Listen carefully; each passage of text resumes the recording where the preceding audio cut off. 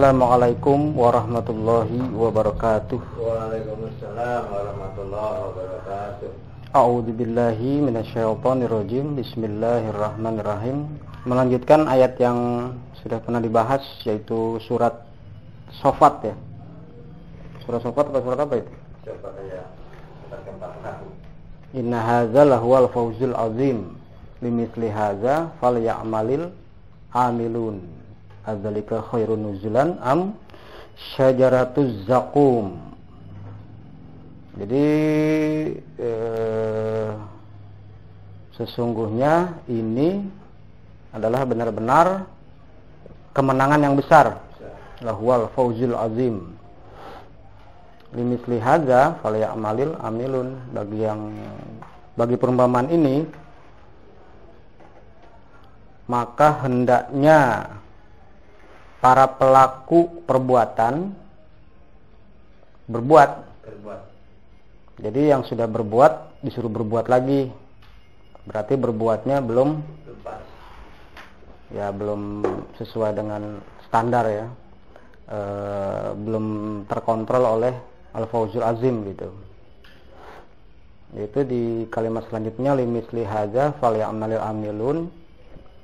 Adzalika khairun nuzulan am syajaratuz zakum.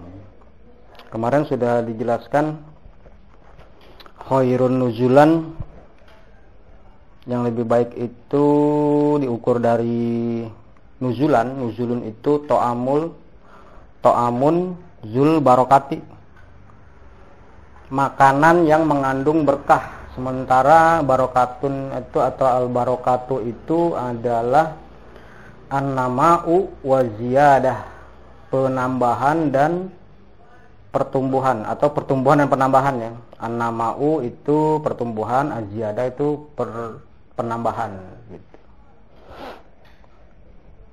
Jadi diibaratkan makanan yang mengandung kemakmuran atau mengandung pertumbuhan dan penambahan, ataukah syajaratuz zakum.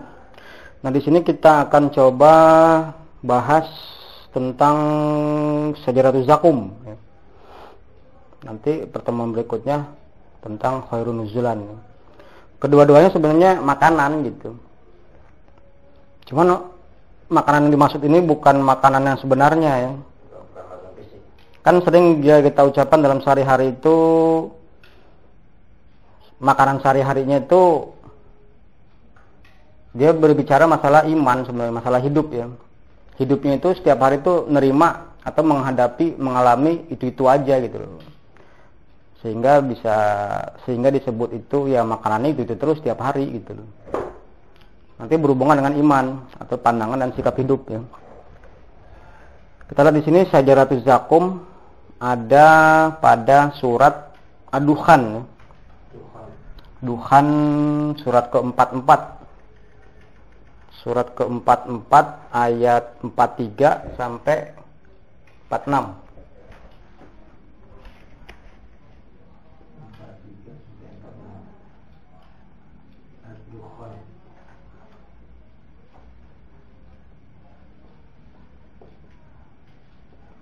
Sampai 46 lihat.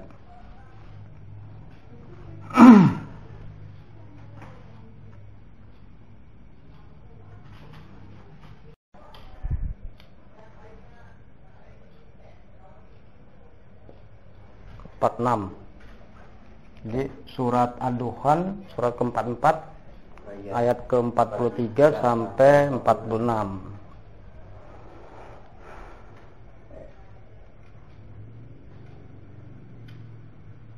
Seperti biasa kita lihat secara bahasa dulu ya.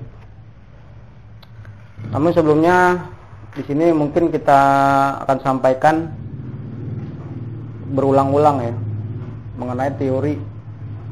Jadi teori sistematik, metodologi, sistematika, analitika, dan objektivitas itu kan rumusan atau nilai ilmu atau teori-teori ilmu ya. Teori-teori ilmu atau teori penafsiran gitu. Itu didapat dari data-data yang ada di Al-Quran. Nah, contohnya data ini ya. Ini kita lihat bisa kita lihat surat yang berbeda tetapi bisa menjadi atau terlihat menjadi penjelasan gitu. Di mana surat Dukhon ini menjelaskan surat yang lain, ya. Itulah yang disebut kerja, kalau saya istilahkan itu sistematik umum, ya. Kalau sistematik ayat kan ini menjelaskan ini dan seterusnya, ya, saling menjelaskan. Dalam satu surat, ayat-ayat itu saling menjelaskan. Tapi kalau sistematik umum, untuk mendapatkan penjelasan ayat ini, kita melompat, pindah ke ayat lain untuk melihat penjelasannya, gitu. Dengan pindah itu akan terlihat penjelasan dari apa yang kita cari, gitu. Itulah disebut sistematik umum. Entah itu apa namanya, ya, entah itu namanya istilahnya sistematik umum, sistematik ayat, atau ayat bil ayat, atau pengelompokan di dalam penjurusan, atau setiap penjurusan ada dalam pengelompokan dan seterusnya. Itu hanya istilah, ya, diksi, pilihan kata. Yang penting maksudnya sama, gitu. Soalnya saya juga sering gara-gara penggunaan istilah menjadi masalah, gitu loh. Punya orang kok dipakai-pakai, gitu. Nggak boleh, itu ada hak ciptanya, gitu kan. Ya kalau kita lihat di sini kan surat Duhan ini sebagai penjelasan dari surat Sofat, ya kan? Berarti surat dijelaskan oleh surat, ya kan gitu. Apa namanya, gitu? Kalau penjelasan antar surat, gitu. Kalau saya pakai istilah bil surat, surat bil surat, gimana? Tapi orang Indonesia kan kurang jelas juga surat bil surat apa, gitu. Kalau ayat bil ayat, misalnya walaupun dia ayat yang lain pada surat yang berbeda, tetapi ayatnya menjelaskan, bisa disebut ayat bil ayat, gitu. Ya, kalau saya sering mengistilahkan sistematik umum, sistematik ayat, atau di dalam sistematik itu kan bisa terjadinya sebuah sistem itu karena adanya kerja klasifikasi dan spesialisasi, atau pengelompokan dan penjurusan, gitu loh. Pengelompokan yang dijurus-juruskan dan atau penjurusan, segala macam penjurusan dikelompokkan, gitu. Setelah ada kerja begitu atau terjadinya kerja begitu, itulah terjadinya sistem, gitu loh. Jadi adanya satu sistem karena ada kerja pengelompokan dan penjurusan, gitu. Jadi yang mencari siapa? Ya kita mencari. Tujuannya apa mencari? Untuk melihat adanya sistem penjelasan, gitu. Atau melihat hubungannya atau korelasi antar ayat atau antar surat. Seperti ini. Ini kan ayat yang berbeda ini kan. Iya. Am sajaratuz zakum, tiba-tiba nongol di aduhan. Nah, ini kan patahnya kelihatan, pokok kalimat, ya kan. Di mana zakum az-zakumi itu sebagai mudhof ilaih, ya. Jadi ini kata majemuk. Ini khobarnya di sini. Tanda khobarnya apa? Ini bentuknya patah. Jadi kalau ada ina, kalau kalimat kata benda menggunakan ina, pokoknya patah, keterangannya doma, gitu. Kita lihat dulu, ya. Sajaratun itu kan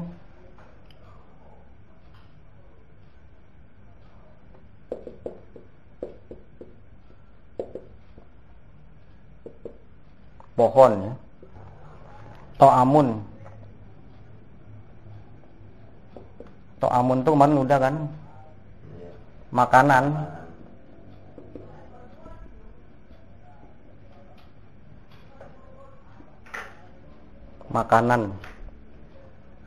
Al-asimu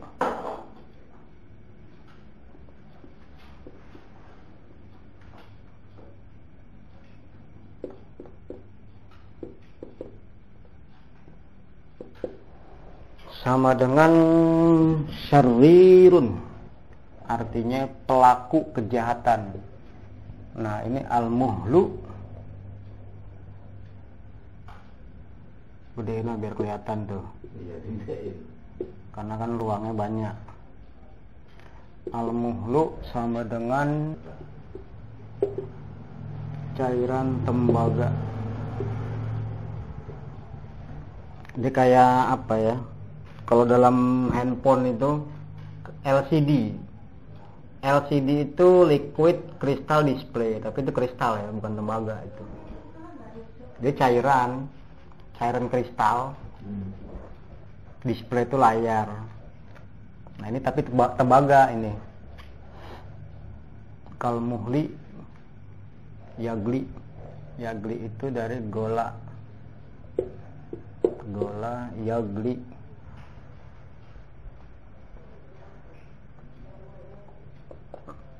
Sama dengan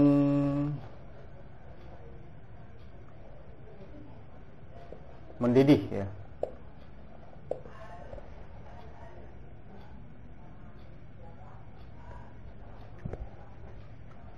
Al-hamim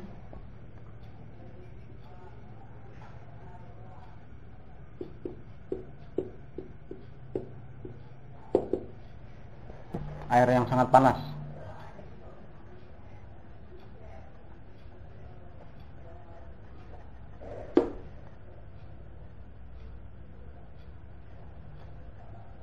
Panas hangat. Panas Mencairkan. panas sangat. Panas hangat. Hangat. Panas ataupun hangat. Memanaskan.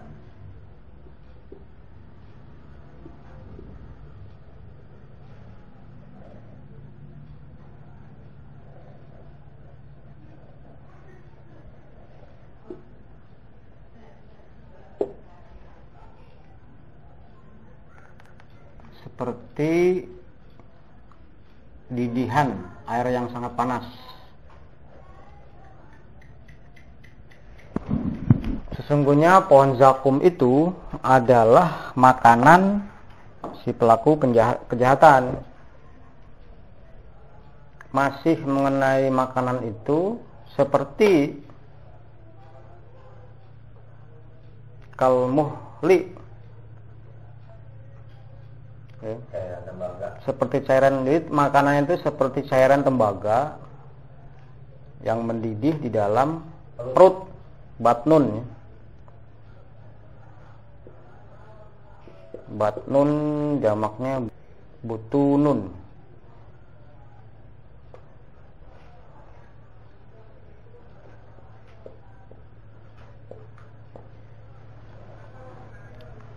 Sama dengan perut. Nah, yang perlu kita perhatikan di sini, ini bentuk ungkapan ya, atau bahasa perumpamaan. Dari mana kita melihatnya? Dari kata ada tasbih ini, kak seperti. Ini yang sering kita sebut ini ungkapan nyata ya. Kenapa disebut ungkapan nyata? Karena ada tasbihnya itu disebut. Kalau ada tasbih tidak disebut, itu disebut ungkapan tersembunyi. Jadi ungkapannya tersembunyi. Kalau ini kan nyata-nyata, ini ungkapan atau perumpamaan. Nyata-nyata ini merupakan perumpamaan. Makanya kita istilahkan ungkapan nyata. Jadi bukan yang sebenarnya ya. Kalau ada ungkapan seperti ini bukan dalam arti mempersamakan secara fisik ya, atau secara biologis. Pohon, sekarang kan jauh benar. Di sini penjelasan pohonnya, pohon zakum. Di sini makanan. Berarti ada orang yang makanannya pohon zakum gitu. Ini yang saya bilang penjelasannya tuh melompat. Makanan itu secara keseluruhan dari mulai bibit sampai buah gitu loh. Tetapi jangan diartikan pohon yang sebenarnya. Kenapa? Karena ada ka di sini. Ada seperti gitu. Makanan pohon tadi itu atau pohon yang berupa makanan tadi itu seperti. Kalau mengartikan secara fisik ya silakan, tapi nanti bingung nanti. Makanan itu seperti cairan tembaga gitu. Cairan tembaga yang mendidih di dalam perut. Ngebayangin nanti kan ada cairan tembaga mendidih di dalam perut. Itu kan sisaan bagi orang yang Ya, ada orang nyambung gitu ya. Di neraka nanti gitu. Ya silakan aja. Lihatkan seperti itu. Jadi dari pohon ke buah ya kan gitu. Nah ini kan dari mulai bibit, akar, batang, cabang, ranting, kembang, buah. Itulah to'amul asim gitu. Itulah yang disebut syajaratuz zakum. Makanan pelaku kejahatan. Itu seperti cairan tembaga yang mendidih di dalam perut. Nah itu seperti didihan air yang sangat panas. Jadi menimbulkan gemuruh ya. Berisik gitu.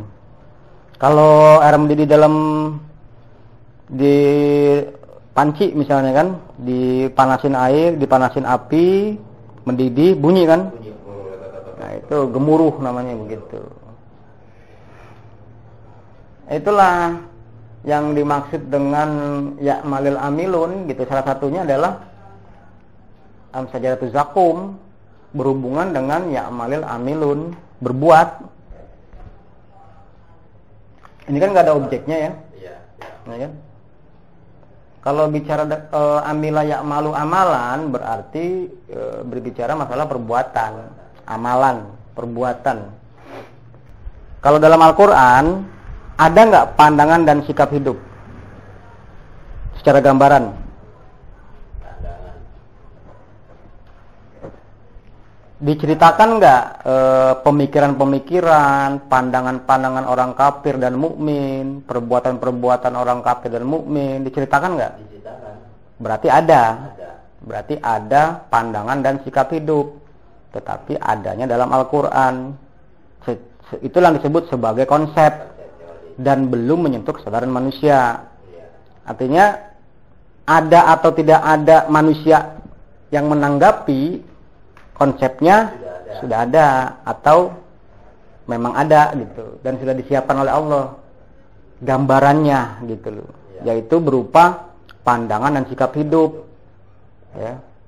Ketika pindah ke manusia, itu yang biasa sering kita sebut pindah menjadi kesadaran manusia ya, menjadi pandangan dan sikap hidup manusia gitu.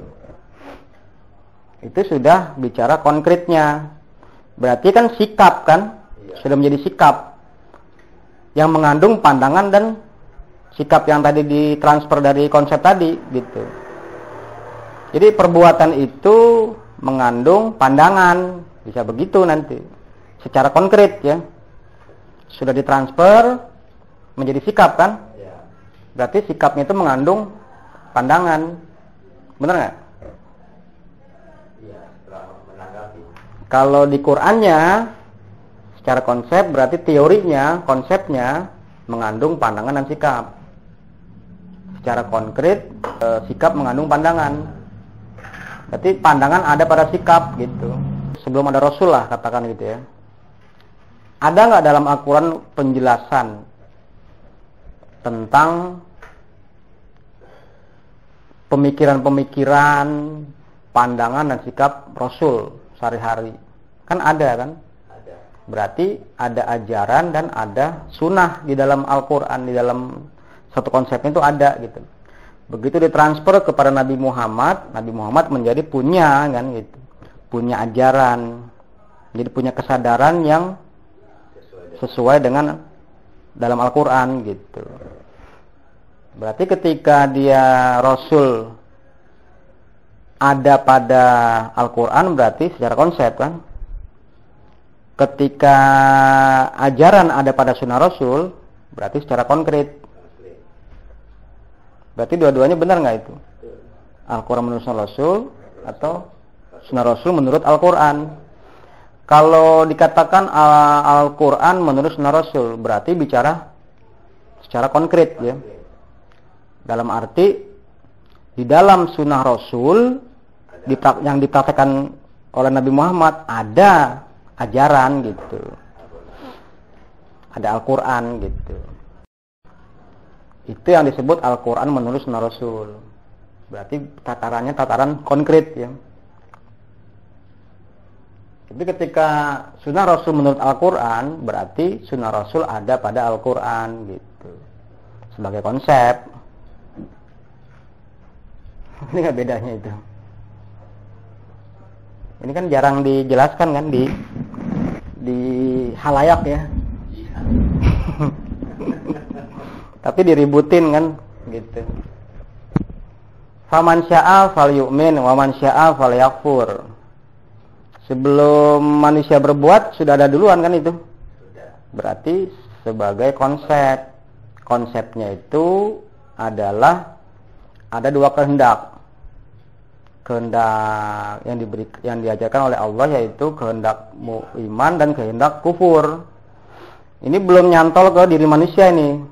Tapi sudah ada konsepnya seperti itu. Begitu diajarkan kepada manusia menjadi kehendak manusia. Ya kan? Nah, manusia berbuat sesuai kehendaknya yang tadi diajarkan oleh Allah menjadi kehendak manusia tadi. Nah, di atas kehendak itulah ada juga kepastiannya gitu loh, sebagai hasil perbuatan akibatnya. Berarti kalau dikatakan Allah menurut kehendak manusia atau manusia menurut kehendak Allah, itu kan jadi pertentangan kan? Yang benar yang mana? Allah menurut kehendak manusia atau manusia menurut kehendak Allah?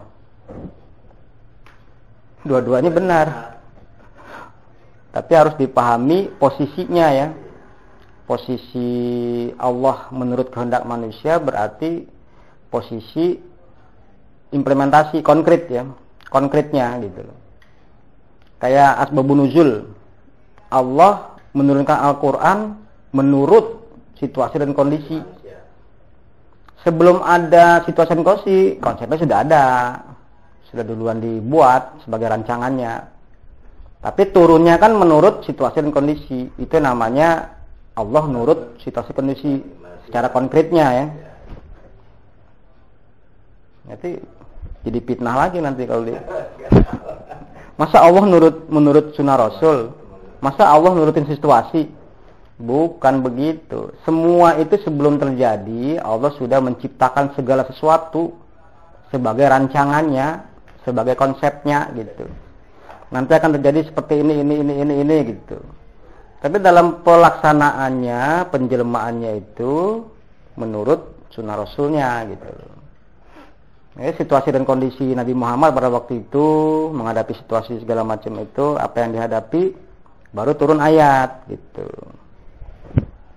Berarti kan turunnya ayat menurut situasi dan kondisi sunnah Rasul gitu. Jadi jangan bingung lagi nanti innallaha la yughayyiru ma biqaumin hatta yughayyiru ma bi anfusihim. Sesungguhnya Allah tidak merubah keadaan suatu bangsa sampai mereka merubah keadaannya sendiri. Berarti kan Allah menurut mereka di situ. Ya kan? Kalau mereka berubah, Allah akan merubah gitu. Secara konsep sudah ada duluan sebelum diturunkan ayat itu. Sebelum ada kejadian seperti itu sudah ada konsepnya.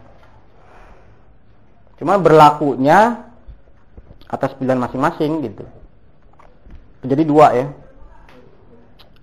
Itulah yang namanya wallahu ala kulli syai'in qadir. Segala sesuatu Allah yang menentukan gitu. Allah yang memastikan.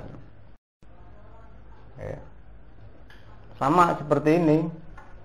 Ini kan sudah ada fal ya'malil amilun adzalika khairun nuzulan am sajaratus zakum. Kedua-duanya fal ya'mal diperbuat. Ini kan perintah ini. Kedua-duanya diperintah. Itu kalau mau ekstrim ya. Kalau mau penjelasan secara ekstrim itu kedua-duanya itu diperintah. Iya. Nah, ini kita ceritakan dulu yang berbuatan buruk. Begini, seperti halnya makanan, pelaku kejahatan, seperti cairan tembaga yang mendidih dalam perut, seperti didihannya itu didihan air yang sangat panas, yang menimbulkan gemuruh. Seperti didihan air yang panas ya. Berarti berhubungan dengan perbuatan nih. Perbuatan, perilaku, sikap, behavior, apalagi amalan, apalagi istilahnya. Apapun yang terlihat dalam kehidupan sehari-hari, intinya masalah kehidupan. Masalah kehidupan itu perihal hidup. Hidup itu gerak, gerak itu pandangan dan sikap, ya. Pandangan dan sikap hidup, itulah gerak. Itu yang kita lihat sehari-hari sebagai pemenuhan, ya.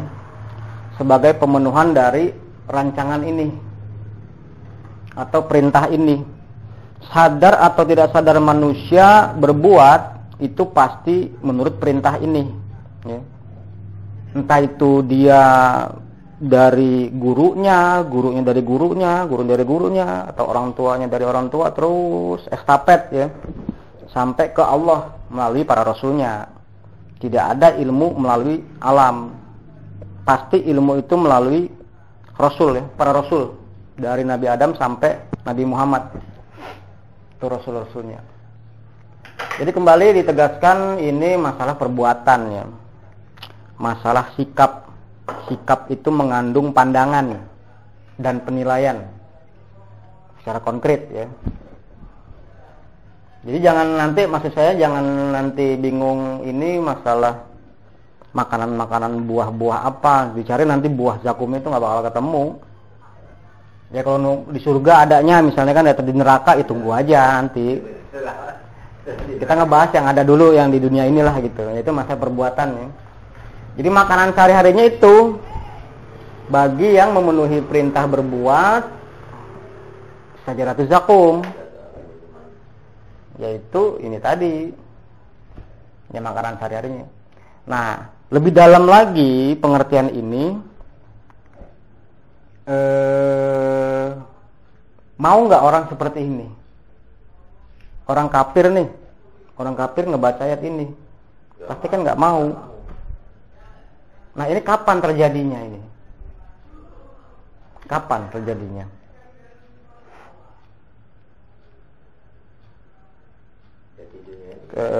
Terjadi maksudnya ini ada yang namanya ta'amul asim, kalmuhli yagli fil butun, kagalil hamim, itu kapan? Jadi bukan bicara tempat, ya, tapi momennya itu. Pada saat apa gitu. Di ayat lain ada, ya. Intinya pada saat mereka melihat eksistensi bid dunia hasanah, baik melihat secara gambaran konsep maupun fakta kenyataannya, gitu. Yaitu pada ayat wala tahsabannallaha ghafilan amma ya'maluz zalimun innama yuakhiruhum liyaumin tashkhasu fihil absar. Jangan sekali-sekali Anda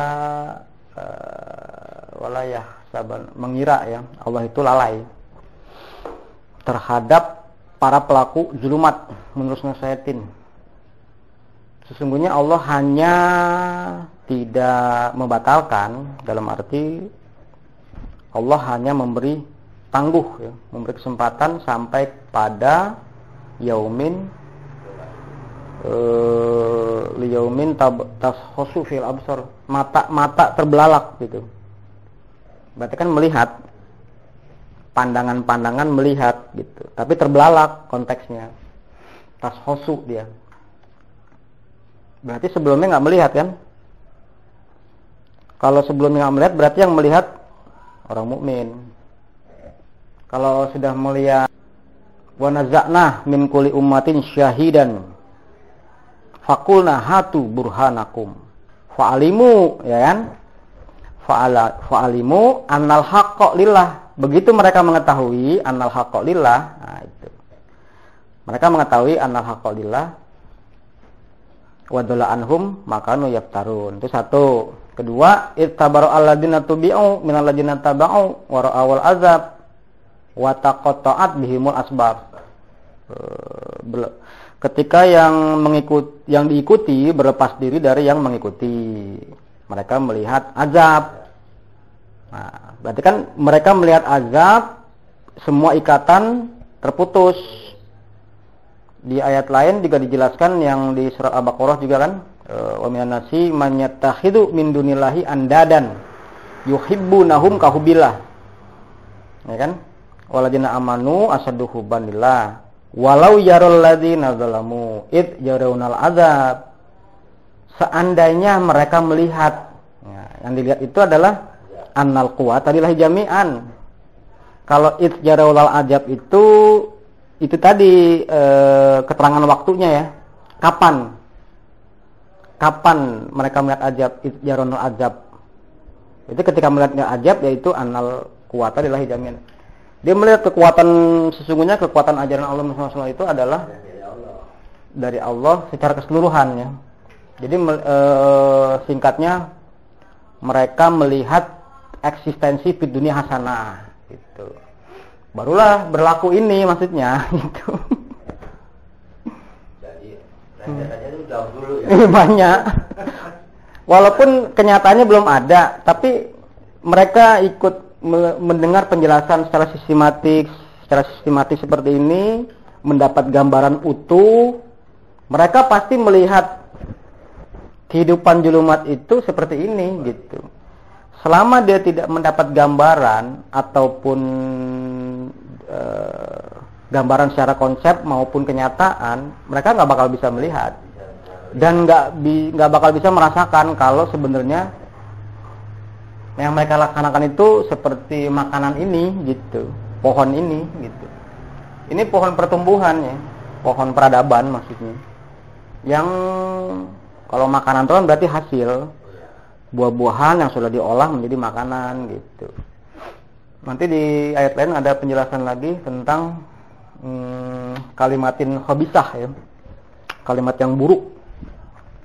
Ini perumpamaan pohon juga, pohon yang dicabut dari akarnya, yang dasarnya lepas peradabannya lepas dari dasar yang sebenarnya gitu. Timbullah yang makanan-makanan seperti ini. Ya santapan sehari-hari yang kita lihat seperti itu.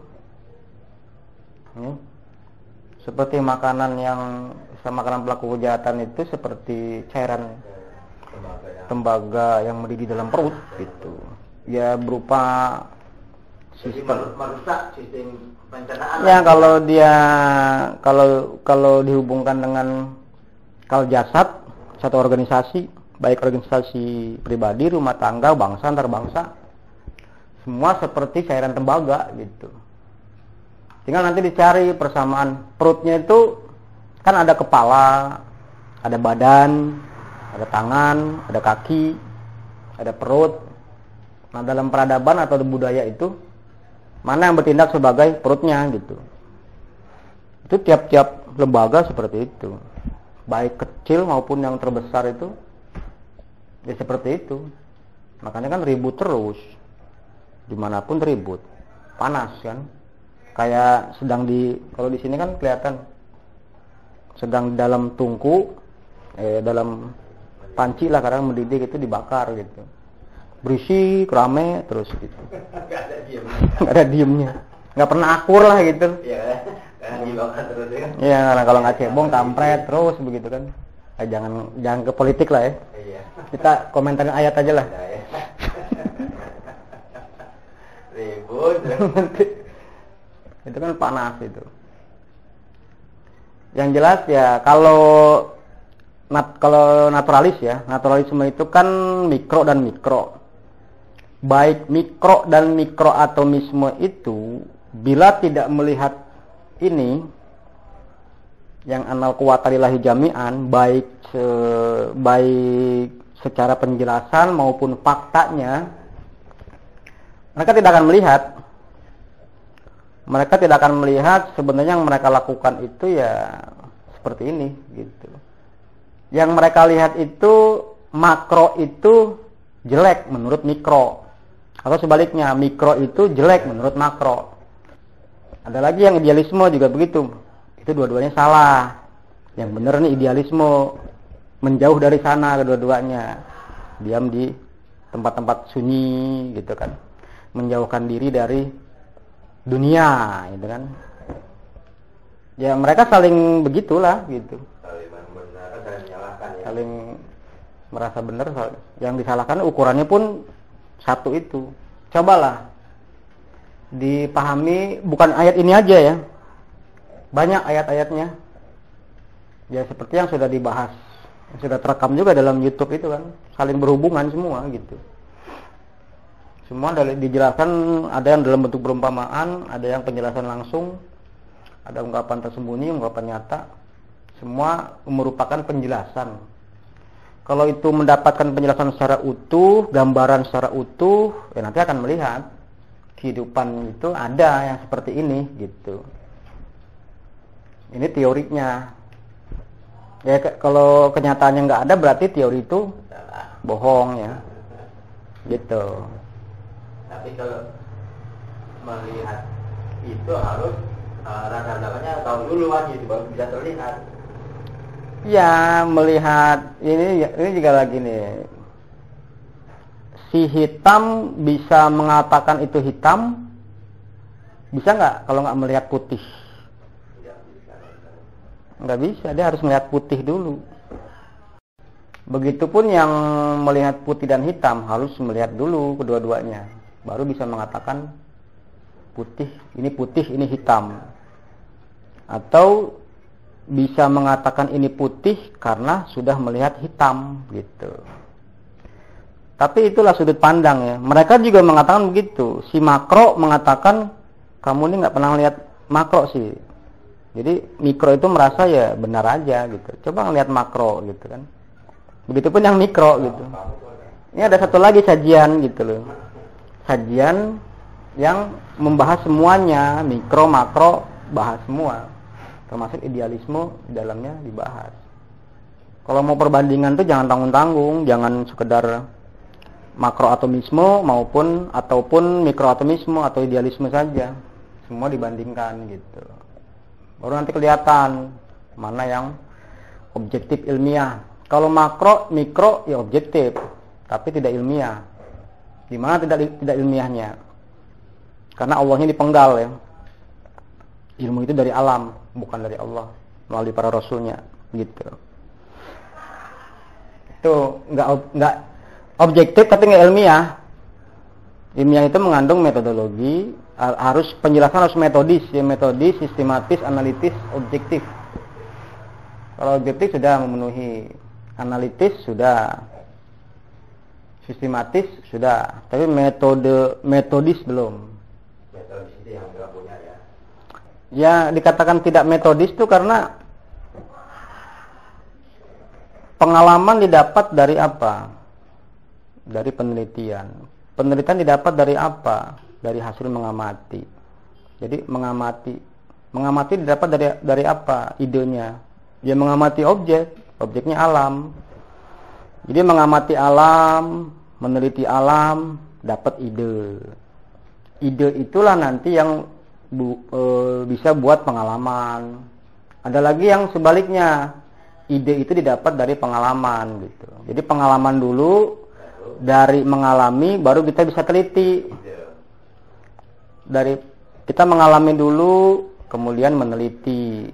Meneliti itu mengamati maksudnya. Mengamati apa yang kita alami, dapatlah ide. Ini aja kan ada dua persepsi gitu loh. Dari mana mau kemananya itu ada dua di situ. Ada yang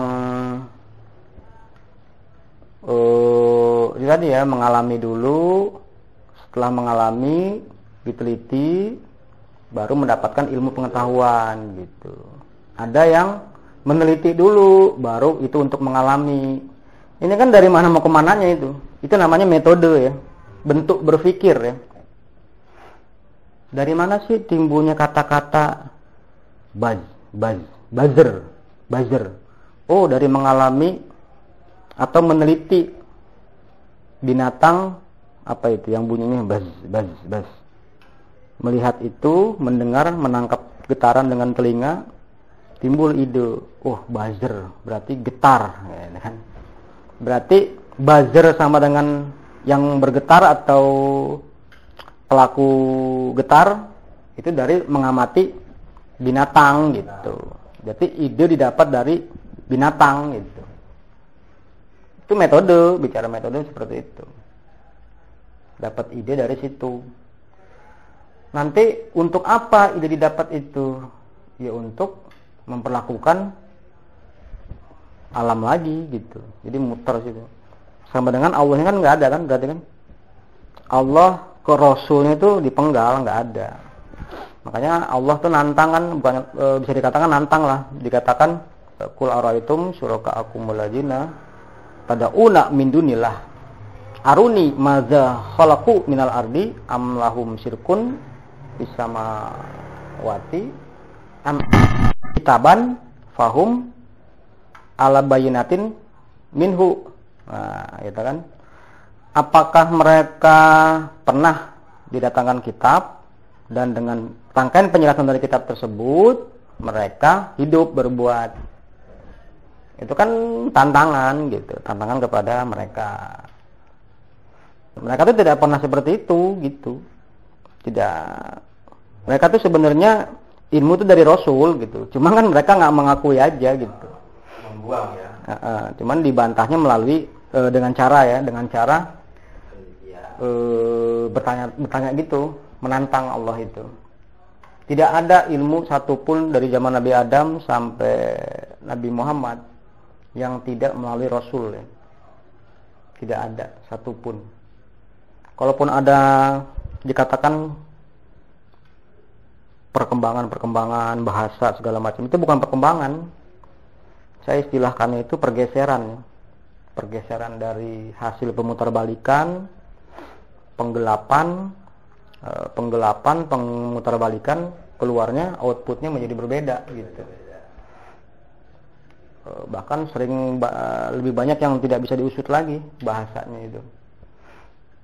Intinya manusia ini tidak bisa berbuat apa-apa, bukan pencipta ya, tapi makhluk. Peniru lah ya. Peniru. Makanya kan saya pernah jawab itu, ini bikin video plagiat gitu. Ya sekarang semua plagiat. Nggak ada yang nggak plagiat. Peniru ya. Ya kita nggak bisa menciptakan apa-apa kalau nggak niru. Bisa nggak mengatakan sesuatu tanpa ada contoh sebelumnya? Atau mengerti sesuatu tanpa ada contoh sebelumnya? Kan nggak bisa. Lagi-lagi itu ya. Inilah. Nanti tinggal diteliti satu persatu lagi, ini pohonnya pohon apa. Nah, kalau disana dikatakan zakum ini nama pohon tersebut yang menjadi makanan pelaku kejahatan, yang seperti makanan tersebut cairan tembaga gitu. Kok bisa-bisanya pohon di tembaga gitu kan? Kan bingung juga kan? Ya kalau diartikan secara fisik nggak ketemu, tapi kalau dalam peradaban atau budaya ya, itu berhubungan dengan iman nanti, pandangan dan sikap gitu, cabang gitu. Yang paling rendah adalah mengangkat duri di jalan gitu. Itu kan pohon iman juga itu, pohon peradaban. Ada bibitnya, ada akar, batang, cabang, ranting, daun, buah gitu. Itu lagi-lagi gambaran mukmin kan di situ. Mukmin itu seperti pohon kurma. Panjang lagi ceritanya kan, jelasin itu. Ya itulah reasoning ya, konsistensi. Sejauh mana kita menjelaskan itu secara konsisten. Kalau secara tetap, tidak saling membatalkan dan terus ada pangkal, ada ujung gitu. Itu yang disebut penjelasan sistematis ya. Ada pertanyaan kira-kira ini? Ini sebenarnya singkat aja sih. masalah Syajaratul Zakum. Saya rasa itu ya yang bisa disampaikan sementara ini. Mudah-mudahan nanti di pertemuan berikutnya ada lagi tentang khairun nuzulan, dan ini lebih lengkap lagi nanti akan dijelaskan insyaallah. Kita hari semoga bermanfaat. Wassalamualaikum warahmatullahi wabarakatuh. Waalaikumsalam warahmatullahi wabarakatuh.